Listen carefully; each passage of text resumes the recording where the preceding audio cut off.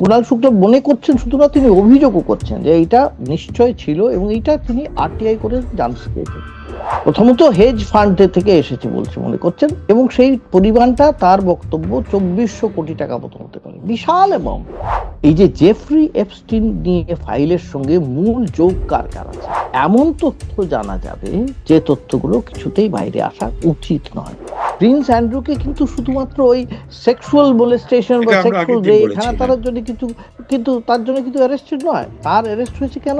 উনি হয়তো ভেবেছিলেন যে যত বেশি লোকের, যত বিরাট বিরাট নামী লোকের নাম এসে গেলে সবাই বলবে ওটা ধামা চাপা দাও, কিন্তু সেটা হচ্ছে না। এই লুকো ছাপাটা মোটেই সরকারের পক্ষে খুব দৃঢ়তার লক্ষণ নয়, এটা দুর্বলতার লক্ষণ। কেন্দ্রের সরকারকে কোনো জায়গায় যাকে বলা হয় চেপে ধরা একটু মুশকিল হবে। তবে তবে এটাও ঠিক, হরদীপ সিং পুরীর মেয়ে, এই যে হরদীপ সিং পুরীর মেয়ে হিমায়নী পুরী, যে এর পরের ধাপে যে আসছে তাতে ভারতের বহু বিজেপি নেতা, বেশ কয়েকজন বিজেপি নেতা, বড় নেতা, তাদের নাম অ্যাপস্টিন ফাইলে রয়েছে।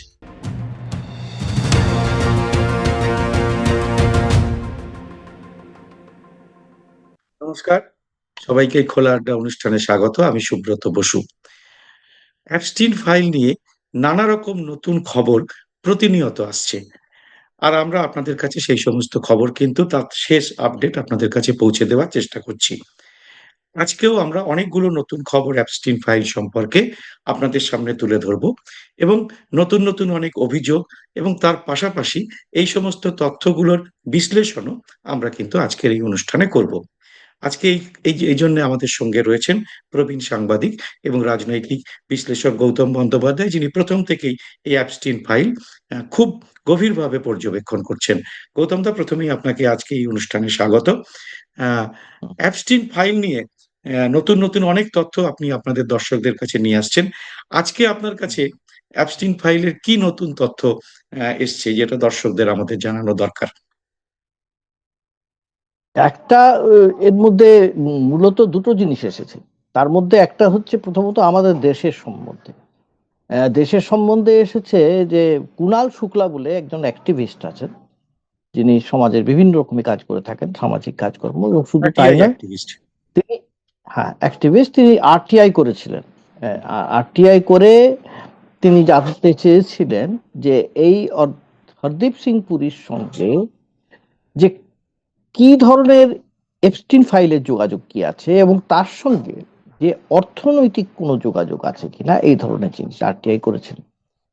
এবং তার সঙ্গে সেটা বড় কথা নয়, বড় কথা হচ্ছে যে আমেরিকা থেকে আমেরিকান যে ডকুমেন্টস আমরা দেখতে পাচ্ছি তাই নিয়ে তিনি টুইট করেছেন, একাধিক টুইট করেছেন, এবং টুইটে তিনি পরিষ্কার বলছেন যে আমেরিকা থেকে যে ডকুমেন্টস গুলো তারা ফার্নিশ করেছে, দিয়েছে, তাতে দেখা যাচ্ছে হরদীপ সিং পুরীর মেয়ে, এই যে হরদীপ সিং পুরীর মেয়ে হিমায়নী পুরী, তার একটা বিশাল সম্পত্তির হদিশ পাওয়া যাচ্ছে। কোন সময়? ঠিক যে সময় জেফ্রি এপস্টিন যথেষ্ট নিজের এই এই যে কাজকর্ম চালিয়ে যাচ্ছিলেন, এবং তার ইনফ্লুয়েন্স থাকার সম্ভাবনা প্রভূত বলে মনে করছেন কুণাল শুক্লা।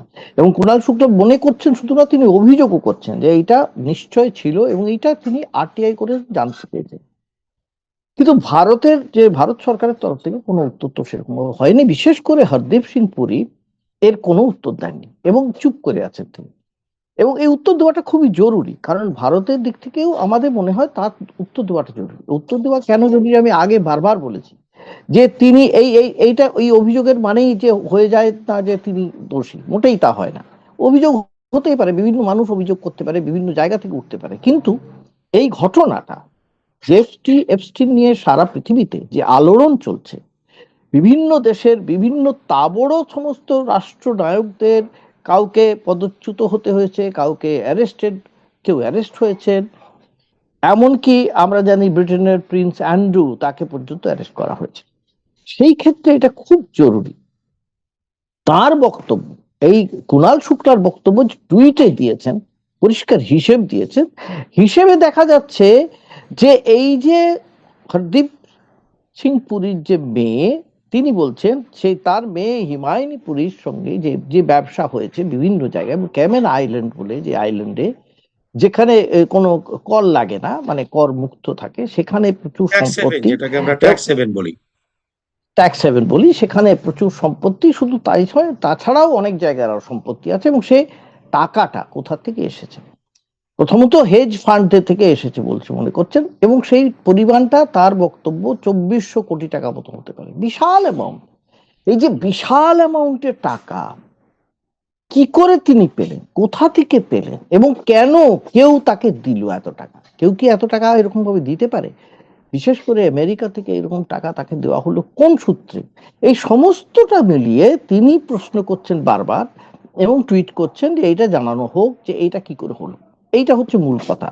কাজে এটা এটা একটা প্রচন্ড রহস্যাবৃত একটা জায়গা বলে ঘটনার জায়গায় আমরা পৌঁছে যাচ্ছি ক্রমেই। হরদীপ সিং প্রথম দিন থেকেই প্রথমেই বলেছিলেন তার সঙ্গে কোনো সম্পর্ক নেই জেফ্রি এপস্টিনের। পরে বলেছিলেন কয়েকটা ইমেল চালাচালি হয়েছে, 2-3টে। পরে দেখা গেছে মোটেই 2-3টে নয়, অনেক বেশি, প্রায় 62, 60-62। সেটা আমাদের তৃণমূল সাংসদ মহুয়া মৈত্র পরিষ্কার বলেছেন, অন্তত 62টা ইমেল চালাচালি হয়েছে উভয় পক্ষের মিলে। তিনি বলেছিলেন তার সঙ্গে 2-3 বার দেখা হয়েছে, সেটাও মহুয়া মৈত্র খারিজ করে বলেছেন না, অন্তত 9 বার দেখা হয়েছে। এটা নিয়ে অনেক কথা হয়েছে তাই নিয়ে, এবং এই সমস্ত অভিযোগের কোনো উত্তর আমরা পাইনি, কেউ পাইনি, ভারত সরকারও দেয়নি, এবং হরদীপ সিং পুরী একজন মন্ত্রী হয়েও তিনি উত্তর দেননি। তিনি কেন উত্তর দেননি, কি বেসিসে দেননি, কোন ভিত্তিতে দেননি, আমরা কিছু জানি না। এই যে জানি না কিছু, এই যত জানি না তত মনে হচ্ছে যে এর পিছনে কোনো রহস্য আছে, হয়তো থাকতে পারে। আর যদি না থাকতে পারে তাহলে তিনি উত্তরটা কেন দেবেন না? এই যে গোটা ব্যাপারটা যিনি যেভাবে রহস্যে মোড়া হয়ে যাচ্ছে, এইটা নিয়ে আমাদের সকলেই খুব দুশ্চিন্তা। কেন দুশ্চিন্তা? কারণ এই যে জেফ্রি এপস্টিন নিয়ে ফাইলের সঙ্গে মূল যোগ কার কার আছে? জেফ্রি এপস্টিন নিজে কি আমরা বারবার বলেছি, তিনি একজন পেডোফাইল। পেডোফাইল মানে একবারে যৌন, যাকে বলা হয় শিশুদের নির্যাতন উপরে, করেছেন শিশুদের উপরে বাচ্চাদের, শিশুদের উপরে, নাবালিকাদের উপরে, এবং তাদের ব্যবহার করা হয়েছে। এবং এবং এই সমস্ত নাবালিকাদের বেশিরভাগ ক্ষেত্রেই তারা কিন্তু খুব অসহায়, এবং তারা কিন্তু খুব একটা উচ্চবিত্ত মোটেই নয়, অত্যন্ত বলা যেতে পারে সেই আমেরিকার তুলনায় খানিকটা দরিদ্র। এবং তাদের টাকা দিয়ে লোভ দেখানো হয়েছে, এবং তাদের নেওয়া হয়েছে $200 দিয়ে, $300 দিয়ে তাদের নিয়ে আসা হয়েছে, ভাড়া করা হয়েছে।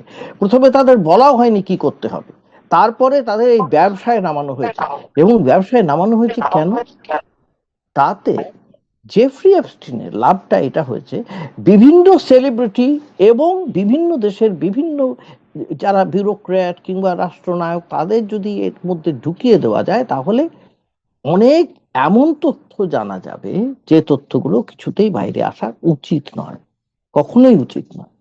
এখানেই কুণাল শুক্লা একটা প্রশ্ন তুলেছেন। তিনি প্রশ্ন তুলছেন, এই কুণাল শুক্লা এই অভিযোগটা করেছেন, এই অভিযোগটা খুব মারাত্মক। তার অভিযোগ হচ্ছে ভারতে ডিজিটাল ইন্ডিয়া হবার কথা যখন হচ্ছে, ডিজিটাল ইন্ডিয়া মানে একটা বিশাল স্বপ্নের ব্যাপার, এবং সেটা প্রধানমন্ত্রী মোদী সেটাকে ইনগরেট করেছেন যে ভারতবর্ষের ডিজিটাল ইন্ডিয়া মানে কি। ডিজিটাল ইন্ডিয়া মানে একটা বিশাল বাজার। ভারতবর্ষে যে এই যে বাজারটা, কে আমরা ডিজিটালি কোন জায়গা না করছি, এই যে আমরা তোমার সঙ্গে বসে আলোচনা করছি, লোকে দেখছেন, সাধারণ গ্রাম থেকে শহর প্রত্যেকের কাছে এক একটা করে মোবাইল ফোন, সবাই আমরা ডিজিটালি সমস্ত কিছু ট্রানজাকশন হচ্ছে ডিজিটালি, এভরিথিং।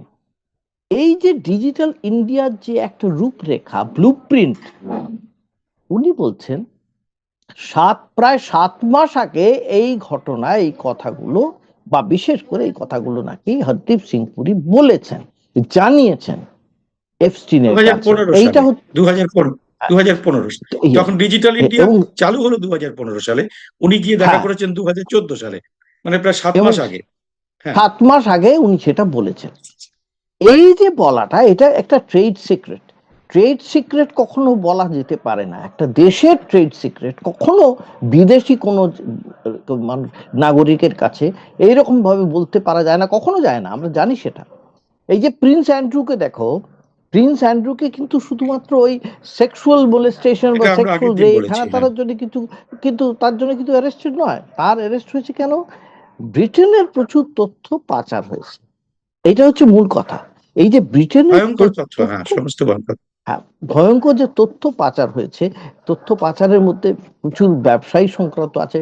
যে ব্যবসা করলে আমেরিকানদের লাভ হবে, জেফরি এপস্টিনের লাভ হবে, এপস্টিন নিজস্ব ক্লায়েন্টদের খুশি করতে পারবে, সেই ধরনের। ভারতের ক্ষেত্রেও তো সেটা হতে পারে, ডিজিটাল মানে ইন্ডিয়া তিনি যদি সত্যি দেশের হয়। স্বার্থ বিকিয়ে দিয়েছেন অ্যাপস্টিনের কাছে, এরকম অভিযোগ নিয়ে তদন্ত করছে ব্রিটেনের পুলিশ। ইয়েস, হ্যাঁ হ্যাঁ, এইটা এটা করছে সেখানে। এইটা প্রিন্স অ্যান্ড্রুর ক্ষেত্রে, এবং সেটা যেটা আমিও দেখেছি যে অ্যারেস্ট কিছুতেই করা হতো না যদি না হাতে খুব ভালো রকমের প্রমাণ থাকতো। কাজেই ব্রিটেনের পুলিশের হাতে ভালো রকমের প্রমাণ আছে এবং সঙ্গে সঙ্গে অ্যারেস্ট করা হয়েছে। কিন্তু আমাদের দেশে সে প্রশ্নটাই ওঠেনি, কারণ এখানে কিন্তু তদন্ত শুরুই হয়নি। কিচ্ছু কোনো রকমের তদন্ত হচ্ছেও না এবং কেউ কোনো উত্তরও দিচ্ছে না। শুধু প্রথমত এই যে একটা অনিল উত্তর কিন্তু আমরা পেয়েছিলাম যখন আমরা হুম, অ্যাপস্টিন ফাইলে নরেন্দ্র মোদীর নাম একদম নরেন্দ্র মোদী প্রাইম মিনিস্টার বলেই এলো, তখন কিন্তু ভারত সরকারের পক্ষ থেকে একটা উত্তর বিদেশ দেওয়া মন্ত্রক হয়েছিল থেকে, হ্যাঁ বিদেশ মন্ত্রক হ্যাঁ থেকে একটা। ওইটাই প্রথম এবং ওইটাই শেষ। হ্যাঁ, বিদেশ মন্ত্রক থেকে একটা খুব সংক্ষিপ্ত একটা একটা উত্তর দেওয়া হয়েছিল। একতরফা একটা উত্তর দেওয়া হয়েছিল, কোন প্রেস কনফারেন্স নয়, একটা একতরফা একটা স্টেটমেন্ট দেওয়া হয়েছিল, প্রেস স্টেটমেন্ট, যে এইটার সঙ্গে কোনো সম্পর্ক নেই, মোদির সঙ্গে কোনো সম্পর্ক নেই। হতে পারে, তাও দেওয়া হয়েছিল। এক্ষেত্রে সেটাও আমরা পাইনি, বা সেটা আমরা দেখতে পাইনি একেবারে। এই জিনিসটাই খুব বেশি রকমের, ওই জন্য নাড়াচাড়া হওয়ার সম্ভাবনা আরো বেশি, বেড়ে যাওয়ার সম্ভাবনা। এইটা হচ্ছে আমাদের দেশের সম্ভাবনা। আরেকটা দ্বিতীয় কথা এসেছে, একটা বিবিসিতে একটা খবর বেরিয়েছে, সেটা হচ্ছে যে আবার দেখা যাচ্ছে, এর আগে আমি বলেছিলাম, আবার দেখা যাচ্ছে প্রায় 50 পাতা এপস্টিন ফাইলের খুঁজে পাওয়া যাচ্ছে না। 50টা পাতা হাপিস হয়ে গেছে, ঠিক। এবং তাই নিয়ে একটা নতুন করে আবার তদন্ত হয়, কেন 50 পাতা হাপিস হলো, কি করে গেল, কোথায় গেল। হুম। সবারই সন্দেহ হচ্ছে প্রেসিডেন্ট ট্রাম্পের কোনো কিছু ব্যাপার সেখানে থাকবার সম্ভাবনা, এই যে আশঙ্কা আছে, এবং সেটা প্রেসিডেন্ট ট্রাম্প নিশ্চয় জানেন, বা এটা অভিযোগ, এই অভিযোগটা ভিত্তি করেই সেখানে তদন্ত শুরু হয়েছে, বা দেখা হচ্ছে কেন এটা হলো, 50 পাতা হাপিস হবে কি করে। কাজেই দুটো দিকেই বোঝা যাচ্ছে, কারণ প্রেসিডেন্ট ট্রাম্পও যে খুব একটা সুখের অবস্থায় থাকবেন তা তো নয়, কারণ মুখে তুমি যতই বলুন তার উপায় ছিল না, এটা খুলে দিতেই হতো। বিভিন্ন রকমের চাপ ছিল, দেশের বিদেশের বিভিন্ন লোকের চাপ ছিল। উনি হয়তো ভেবেছিলেন যে যত বেশি লোকের, যত বিরাট বিরাট নামী লোকের নাম এসে গেলে সবাই বলবে ওটা ধামা চাপা দাও, কিন্তু সেটা হচ্ছে না, আলটিমেটলি সেটা হচ্ছে না, বেরিয়ে আসছে সবটাই। আর এখন তো আমরা টিপ অফ দি আইসবার্গ, শুধুমাত্র মাথাটুকু, হিমশৈলের চূড়াটা দেখতে পাচ্ছি, ভেতরটা আমরা কিচ্ছু জানি না এখনো, প্রচুর বাকি আছে, প্রচুর ফাইল বাকি আছে, তার সেই ফাইলে ইন্টারপ্রিটেশন বাকি আছে, সেটা কি ভাবে বেরোবে তাও আমরা জানি না, এ সমস্ত আছে। এবারে দেখো এইটার সঙ্গে দেখো একটা জিনিস, আমেরিকা যেটা দেখতে পাচ্ছি, এইটা যে বেরিয়ে আসছে ভারতের এই সম্পর্কের ব্যাপারগুলো বিভিন্নভাবে, আমেরিকান এই যে ডিপার্টমেন্ট অফ জাস্টিস থেকে বা বিভিন্ন জায়গা থেকে বেরিয়ে আসছে, এটা ভারতের পক্ষেও খুব খারাপ হচ্ছে। কারণ ভারতের ওপরে একটা কোথাও পরোক্ষে, কখনো পরোক্ষে কখনো প্রত্যক্ষ চাপ কিন্তু আমেরিকা সৃষ্টি করে যাচ্ছে, ক্রমাগত করে যাচ্ছে, আর নতুন নয়। দেখো প্রথম থেকে পরোক্ষে একটা কি রকমের চাপ, একটা মানসিক চাপ, যে আমি যুদ্ধ বন্ধ করে দিলাম, ট্রাম্প বলে যাচ্ছেন, বলতো 30 থেকে 32 বার বলেছেন তিনি নাকি ভারত পাকিস্তান যুদ্ধ 65 বন্ধ বার করে বলেছেন দিয়েছে। এখনো পর্যন্ত, হিসেব 65 বার। মানে 65 বার গতকালটা বলেছেন, নিয়ে হ্যাঁ, 66 হলো, 66 ছেষট্টি বার বার হয়েছে। বলেছেন। আচ্ছা, তারপরে তিনি বলছেন যে কত প্রচুর লোকের নাকি, মানে তিনি প্রাণ বাঁচিয়ে দিয়েছেন এই এই যুদ্ধ বন্ধ করে, প্রচুর লোকের ভারত পাকিস্তানে। এবং তিনি বলছেন শাহবাজ শরীফ তার কথায় শুনেছেন, এবং পরে প্রেসিডেন্ট এই এমনকি নরেন্দ্র মোদীও সেই কথাটা শুনে যুদ্ধ বন্ধ করেছেন, বারবার বলে গেছেন, বারবার বলেছেন। এবং তখনও মোদী কোনো উত্তর দেননি, কেউ দেননি, এখনো সেভাবে দেওয়া হচ্ছে না। একটা কালকে একটা সামান্য একটা বলা হয়েছে যে না এটার সঙ্গে কোনো সম্পর্ক নেই, কিন্তু কিভাবে বলা হয়েছে, এটা হাওয়ায় ভাসিয়ে দেওয়া হচ্ছে। কোনো ওপেনলি প্রেস কনফারেন্স করে বা প্রধানমন্ত্রী দপ্তর থেকে কিংবা প্রধানমন্ত্রী কিংবা বিদেশ মন্ত্রী এটা এসে বলছেন না যে এটা ট্রাম্প ঠিক কথা তো বলছেনই না, এটা মিথ্যে কথা। এটা বলা উচিত ছিল তার, বিশেষ করে ভারতের সার্বভৌমত্বের প্রশ্নে এইটা খুব জরুরি ছিল জানা। ঠিক আছে, কেন, এইটা হলো একটা পরোক্ষ চাপ। এবার প্রত্যক্ষ চাপ আমরা দেখেছি, প্রত্যক্ষ চাপ মানে ডাইরেক্টলি আমরা দেখেছি ট্রেড, আমরা দেখেছি কিভাবে কতটা ট্যারিফ বসানো হয়েছে, কিরকম সাংঘাতিক ট্যারিফ বসানো হয়েছিল, এবং ট্যারিফ বসিয়ে বসিয়ে বসিয়ে শেষ পর্যন্ত যে ট্রেড ডিল হয়েছে, ট্রেড ডিলে একটা ফরম্যাট, শুধুমাত্র খসড়াটাও দেখিনি আমরা, শুধু একটা মানে বলা হয়েছে যে এইভাবে ট্রেড ডিলটা হবে, তার একটা আমরা খসড়া দেখেছি। এই যে দেখেছি, কেন গোটাটা বলা হচ্ছে না? পার্লামেন্টের কাছে সবটা বলা উচিত, পার্লামেন্ট তো জানতে চাইবে, কিন্তু পার্লামেন্টে কেউ বলছেন না কি ট্রেড ডিল হতো, ভারতবর্ষের কোন কোন জায়গা থেকে আমরা তাদের কাছে বলে দিলাম যে তোমরা এই জিনিস পাঠাবে, আমরা এই জিনিস পাঠাবো, এত টাকায় আমরা কিনবো, এত টাকায় তোমরা কিনবে, এইগুলো তো পরিষ্কার হওয়া দরকার, কিন্তু জানানো হচ্ছে না, ভারত সরকার এটা জানাচ্ছে না।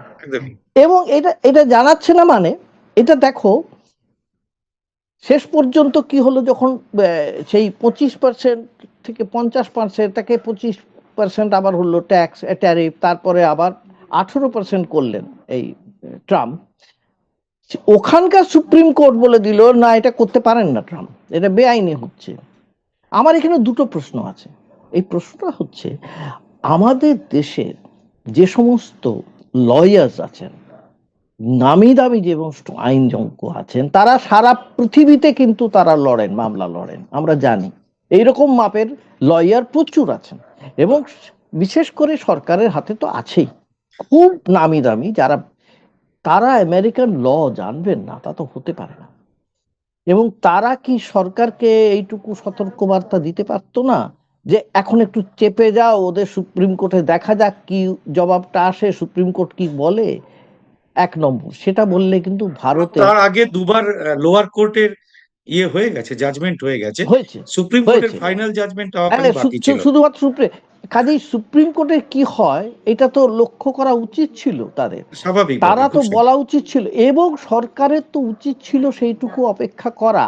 এত তাড়াহুড়োর কি দরকার ছিল আমি বুঝতে পারছি না। এবং আবার ট্রাম্প সেটা প্রয়োজন লিখেও দিলেন যে নরেন্দ্র মোদীর টেলিফোনের ভিত্তিতে তার হ্যাঁ অনুরোধে আমি এই ডিলটা করছি। ডিলটা করছি। এবং কি মানে কি সাহস এই ট্রাম্পের, যে একটা ভারতের মতন এত বিশাল একটা দেশ, একটা গণতান্ত্রিক এত বিশাল, যার জনসংখ্যা এত, আমাদের যাদের আমাদের সমস্ত দিক থেকে আমরা আমরা তো প্রচন্ড ওপরে উঠছি বলে আমরা জানি, আমাদের সেন্ট্রাল গভর্নমেন্ট বারবার বলে যাচ্ছে, মোদী তো বারবার বলে যাচ্ছেন আমরা কত উপরে উঠে যাচ্ছি, এখানে আমাদের এইটুকু সাহস কেন হবে না? সেখানে প্রধানমন্ত্রীর এই সাহসটা কেন হবে না? কেন তিনি বলবেন না যে আমরা আমাদের শর্তে, আমাদের কন্ডিশনে আমরা ট্রেড ডিল করব? কি অসুবিধা আছে তার? এবং যদি অসুবিধা থাকে তাহলে তো সেটা তাকে পার্লামেন্টে জানাতে হবে, সবাইকে নিয়ে চলতে হবে, ইউনানিমাস ডিসিশন হতে হবে, দেশের লোক বুঝবে যে না এটার জন্য উপায় নেই, করতে হবে, ঠিক আছে করবে, কোমর বেঁধে সবাই তখন করতে নামবে। এই লুকো ছাপাটা মোটেই সরকারের পক্ষে খুব দৃঢ়তার লক্ষণ নয়, এটা দুর্বলতার লক্ষণ, এটা সরকারের বোঝা উচিত। দ্বিতীয় কথা হচ্ছে, এই যে 10% করে দেওয়া হলো, 18 থেকে 18 করে দেওয়াতেই প্রচন্ড রকমের মাতামাতি হলো, যেন বিশাল আমরা একটা জয়লাভ করেছি, কিন্তু তা তো নয়, কারণ ভেতরে কি আছে আমরা জানি না।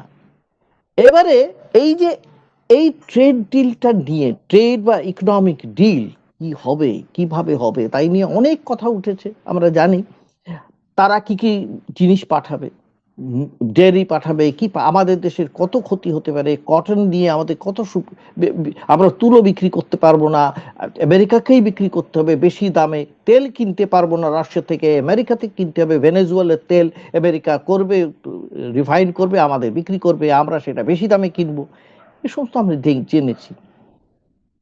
এবারে ঠিক এই সময় যখন এই সমস্ত গন্ডগোলগুলো চলছে, তখন তড়িঘড়ি আমাদের প্রধানমন্ত্রী চলে গেলেন ফের ইসরায়েলে। এই ইসরায়েলের কিন্তু একটা সূচনা, এই এপস্টিনের সঙ্গে আমরা দেখেছি যোগসূত্রটা আছে, নেই তা নয়। এই ইসরায়েলেই কিন্তু এপস্টিন স্টিভ ব্যাননের মারফত মোদির সঙ্গে ট্রাম্পের বৈঠক হওয়ার পরে ওখানে গিয়েছিলেন, ইসরায়েলে গিয়েছিলেন মোদি, এবং সেখানে যাওয়ার পর ট্রাম্পের নামে ভূয়সী প্রশংসা করেছিলেন তিনি, এবং তার নাকি খুব ফলপ্রসূ হয়েছিল সেই বৈঠক ইসরায়েলের সঙ্গে। তারপরে তিনি ফিরে আসেন, তারপরে আবার হঠাৎ এখন গেলেন, এখন আমরা শুনলাম যে এখন গিয়ে নাকি প্রচুর সেখানে আমাদের দু দেশের মধ্যে একটা বাণিজ্যিক চুক্তি হবে, খুব লাভ হবে, আয়রন ডোম নিয়ে কথা হবে, যা দিয়ে মানে প্রতিরক্ষা যেখানে ব্যবস্থা। প্রতিরক্ষা ক্ষেত্রে খুব ভালো কথা। কিন্তু আমরা কিন্তু শুনিনি আদৌ আয়রন ডোম নিয়ে কোনো চুক্তি হয়েছে বলে, আমরা শুনতে পাইনি, এখনো পর্যন্ত যাই না। আমরা কোনো শুধু একটা চুক্তির জিনিস দেখে ব্যাপারটাই সামনে আসেনি, এখন তো একদমই প্রায় আসেনি। সামনে আসেনি, হ্যাঁ, যেগুলো এসছে সেগুলো সম্পূর্ণ অন্য বিষয়। শুধু আমরা একটা জিনিস দেখতে পেরেছি, একটা জিনিস জানতে পেরেছি, যে সেখানে গাজা নিয়ে বা জেনোসাইড নিয়ে একটি কথাও কিন্তু প্রধানমন্ত্রী বলেন। জেনোসাইডের বিরুদ্ধে, যেটা ভারতের বরাবরের একটা, আমাদের চিরন্তন আমাদের একটা একটা স্ট্যান্ড ছিল, যে স্ট্যান্ডটা ছিল আমাদের ইন্ডিপেন্ডেন্ট স্ট্যান্ড, আমাদের নিজস্ব স্বাধীন একটা সত্তা ছিল, সেই সত্তাটার পরিচায়ক মোদি হলেন না, মোদি দিলেন না। কেন দিলেন না উই ডু নট নো। তবে এখানেই সন্দেহগুলো বারবার আসে, কেন কেন তিনি দেবেন না, কেন তিনি বলবেন না। গৌতম দা, একটা প্রশ্ন এবার উঠেছে এই মোদির ইসরায়েল সফরকে কেন্দ্র করে। একটা অভিযোগ হুম, উঠেছে যে যেহেতু অ্যাপস্টিনের সঙ্গে ইসরায়েলের খুব ঘনিষ্ঠ সম্পর্ক ছিল, নেতানিয়াহু এবং হুম, মোসাদের, তাদের যে গুপ্তচর হুম, সংস্থা, হুম, হুম, তাতে মনে করা হচ্ছে যে যে ফাইলগুলো এখন আমেরিকান সরকার বাজেয়াপ্ত করেছে অ্যাপস্টিন থেকে, তার একটা হুম, খুব বড় বড় অংশ একদম র ফুটেজ হিসেবে মোসাদের কাছে, মানে ইসরায়েল সরকারের কাছে আছে। তাহলে হুম, ব্যাপারটা শুধু আমেরিকার কাছে আছে তাই নয়, বা ট্রাম্পের কাছে আছে তাই নয়, সেটা মোসাদের কাছে আছে। এবং আপনার মনে আছে বোধহয়, যখন ইলন মাস্কের সঙ্গে যখন ট্রাম্পের বিরোধ হচ্ছিল, তখন ইলন মাস্ক একবার বলেই দিয়েছিলেন নিজের সোশ্যাল মিডিয়ায় টুইট করে যে আমি দরকার হলে সব ফাঁস করে দেবো। তার মানে হুম। তার কাছেও হয়তো আছে। দেখো, এই এই হ্যাঁ, এই জিনিসটা তুমি যেটা বলছো, এটা এটা অনেকের কাছেই থাকতে পারে, থাকবার কোনো, না থাকার কোনো কথা না, আমি বলছি থাকতেই পারে, বহু জায়গাতেই থাকতে পারে। যারা বিশেষ করে জানে গোটা ঘটনাগুলো, তাদের মধ্যে অনেকেই আছে, সমস্ত ব্যাপারটাই তাদের কাছে আছে, হয় অনেকটাই। কাজে একটা কোথাও একটা মানে এমন একটা মানে আবার সেই বলছি, রহস্যের জাল রয়েছে, যেটা আমরা আমরা আমাদের আমজনতার কাছে কিছু পরিষ্কার হচ্ছে না। এই যে পরিষ্কার হচ্ছে। পরিষ্কার হচ্ছে না, বারবার ধোঁয়াশা থেকে যাচ্ছে। এবং আজকেই আবার এই 26শে তারিখেই একটা মিটিং হয়েছে, আমরা জানি, trade and commerce economic deal হ্যাঁ, ব্যাপারে। সেখানে ওই লাটনিক এসেছিল, হাওয়ার্ড লাটনিক, এবং US secretary of commerce Howard লাটনিকের সঙ্গে পীযূষ গোয়েলের একটা বৈঠক হয়েছে। এবং সেখানে ভারতের এখানে যে আমাদের যিনি ওই যাকে বলে স্পেশাল এনভয়, আমাদের নাম হচ্ছে সার্গিও গোর, তার যিনি সঙ্গে সাতটা আলাপ হয়েছে। দেশের আমি সাতটা সাতটা সাতটা দেশের দেশের দায়িত্ব। হ্যাঁ, দায়িত্বে আছে। আমার বিশেষ করে এই হাওয়ার্ড লাটনিকের কথাটা বিশেষ করে খুব গুরুত্বপূর্ণ। কেন? কারণ হাওয়ার্ড লাটনিকের কথা বলি, সেক্রেটারি অফ কমার্স, এই যে ভদ্রলোকটি, এই ভদ্রলোক কিন্তু এর আগে কি বলেছিলেন, খুব সরাসরি বলেছিলেন যে ভারত রাশিয়া থেকে যাতে কিছুতেই কিছু না কেনে, আমেরিকা থেকে কিনতে হবে। একদম পরিষ্কার এই কথা একদম বলেছিলেন। একদম, হ্যাঁ, এত ঠিক। তার এত তার সাহস। এবং তিনি বলেছিলেন, আমার এখানে এখনো মনে আছে, বলছেন, তিনি বলছেন, তিনি, ভারত বলছে না, তিনি তিনি কিন্তু বিরাট ধনকুবের, এই ভদ্রলোক ধনকুবের এবং ট্রাম্পের খুব বন্ধু স্থানীয়। হুম, তিনি বলছেন India is starting to move towards buying military equipment from United states. তিনি বলে দিচ্ছেন হুম, যে যাই হোক, ভারত আপাতত আমাদের দেশের থেকেই সমস্ত প্রতিরক্ষার জিনিসপত্র সরঞ্জাম কিনতে শুরু করেছে। তিনি হুম। বলছেন, ভারত বলছে না। তো এত তার কি বলবো, দৌর্দণ্ড প্রতাপ, এত তার সাহস, তিনি ঠিক বলে দিচ্ছেন।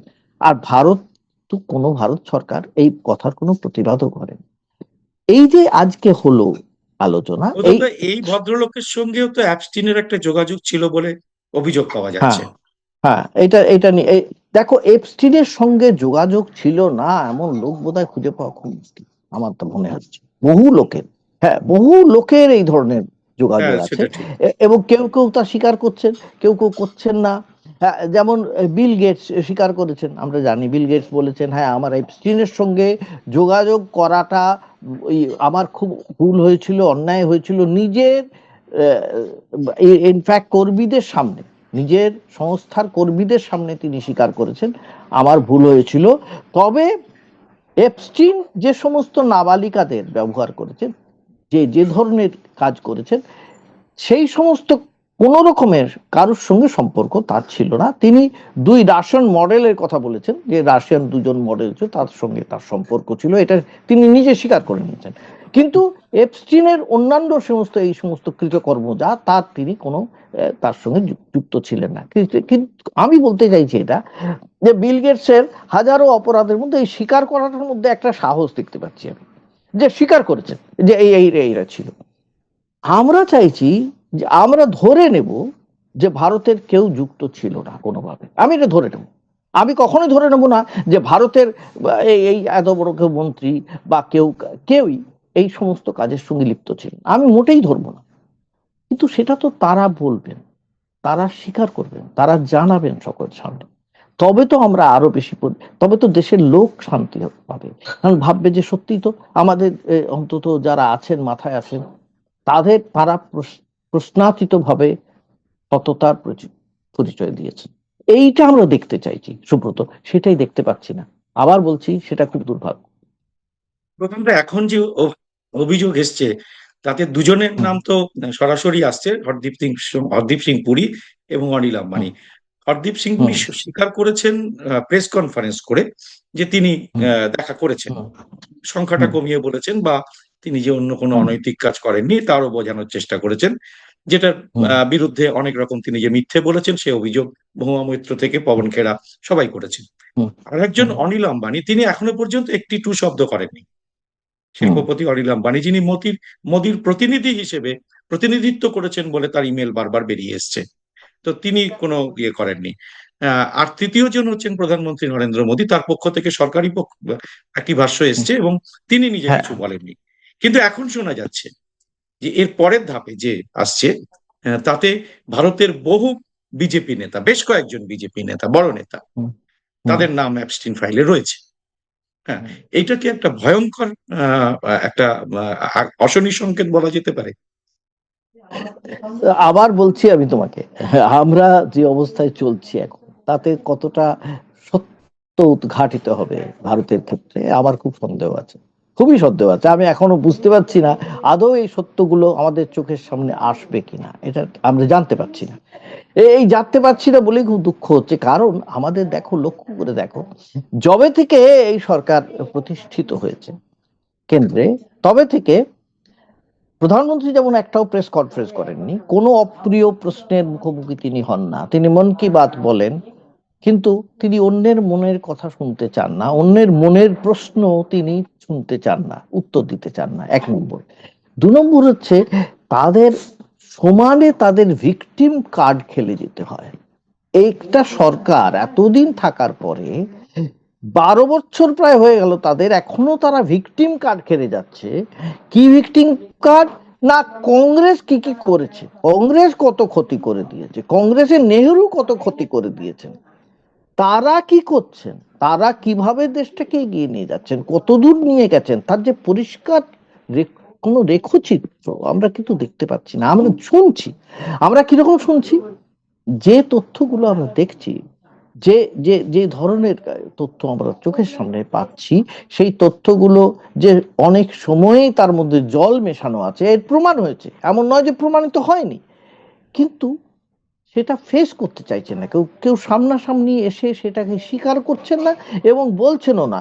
যে প্রশ্নের যদি প্রশ্ন ওঠে যে এইটা আমরা কি করে মেনে নেবো, এই তথ্যগুলো সত্যি, তাকে তো প্রমাণ দিতে হবে যে এই তথ্যগুলো, এই দেখো এই কারণে সত্যি, সেটাও বলছেন না। কাজে আমি, তুমি যেটা বলছো, একদিন না একদিন হয়তো প্রমাণিত হবে, কিন্তু সবচেয়ে ভালো হতো যেতে এই ব্যাপারটাও অন্তত আমাদের দেশের দিক থেকে তদন্ত হয়ে যদি পরিষ্কার করে দেওয়া যেত, তাহলে অনেক ভালো হতো। যে আমেরিকা থেকে যদি এটা করা হয় এবং তার সূত্র ধরে যদি আমরা জানতে পারি, সেটা খুব লজ্জার হবে, সেইটা সবচেয়ে বেশি লজ্জার হবে। যেমন এটা আমরা জানতে পাচ্ছি এখন, আমরা বারবার জানতে পাচ্ছি, মাঝে মাঝে এটা উঠে আসছে, এই যে আদানি প্রসঙ্গে যেটা উঠেছে, সে আমেরিকা থেকে, ডিপার্টমেন্ট অফ জাস্টিস থেকে উঠে এসেছে। যে সমস্ত আমরা যা অভিযোগগুলো আমাদের দেশ থেকে উঠে আসেনি বা জানতে পারি, আমরা চাইবো যে আমাদের দেশের থেকে অন্তত এটা একটা পরিষ্কার একটা যাকে বলে হোয়াইট পেপার একটা সাবমিট করা যে এই জিনিস হয়েছে বা এই জিনিস হয়নি,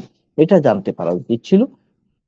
তবে আবার বলছি আমি তোমাকে, এটা আমি খুব একটা এখন আশা করছি না। এখন ভেতরে কথা, এটা শুনতে হয়তো খুব খারাপ লাগবে, পেসিমিস্ট লাগবে, কিন্তু পেসিমিস্টিক লাগলেও এছাড়া আমার কিছু বলার থাকছে না।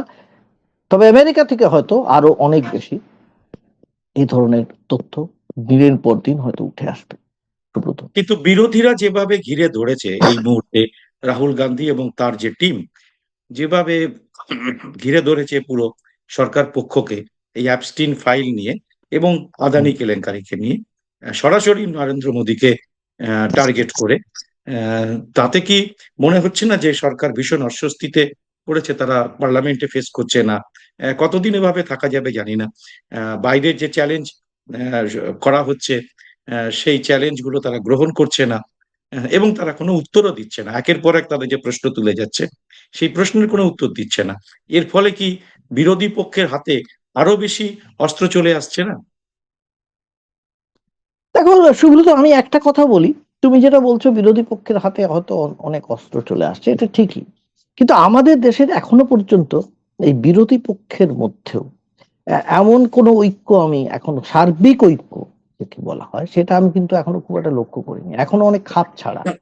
অবশ্যই তারা কেন্দ্রের সরকারের বিরুদ্ধে কথা বলছে, সবাই ইন্ডিভিজুয়ালি আলাদা আলাদা করে বলছেন, নিশ্চয় বলছেন, কিন্তু একসঙ্গে খুব খুব কম এটা বলা হচ্ছে। অনেক সময় বলা হচ্ছে দা, কারণ বলা হচ্ছে না, কারণ এটাও ঠিকই যে কিছু কিছু ক্ষেত্রে এই বিরোধীদের মধ্যেও অনেকেরই এই ধরনের একটা ভয় মনের মধ্যে ঢুকে আছে যে তাদের এমন কিছু হয়তো কোনো অভিযোগ আছে তাদের বিরুদ্ধে, সরকার এই জিনিসটা করতে পেরেছে, সরকার করতে পেরেছে, কেন্দ্রের সরকার, যে কিছু বললেই তোমার বিরুদ্ধে ইডি যাবে, তোমার বাড়িতে সিবিআই যাবে, তুমি না হলে তোমার ভাইয়ের বাড়িতে যাবে, তোমার বোনের বাড়িতে যাবে, তোমার স্ত্রীর বাড়িতে যাবে, তোমার বাড়িতে ঢুকে এবং তোমাকে আটকে রেখে দেওয়া হবে।